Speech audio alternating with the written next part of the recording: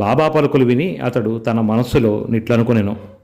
సాటే ఒక్క వారమే పారాయణం చేసి ఫలితమును పొందినా, నేను 40 సంవత్సరముల నుండి పారాయణం చేయుచున్నాను, కానీ నాకు ఫలితం లేదు కదా.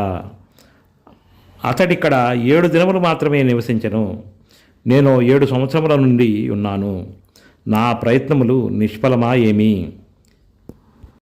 చేతక పక్షి మేఘము నుంచి పడు నీటి బిందువుకై కనిపెట్టుకుని ఉన్నట్లు నేను కూడా బాబా తన దయా అమృతమును నాపై కురిపించెదరని, వారి బోధనలచే నన్ను ఆశీర్వదించెదరని కనిపెట్టుకుని ఉన్నాను. ఈ ఆలోచన వాని మనసులో మెదలిన వెంటనే బాబా దానిని గ్రహించెను. భక్తుల మనస్సులలో నుండి ఆలోచనలన్నీ బాబా గ్రహించడివారు.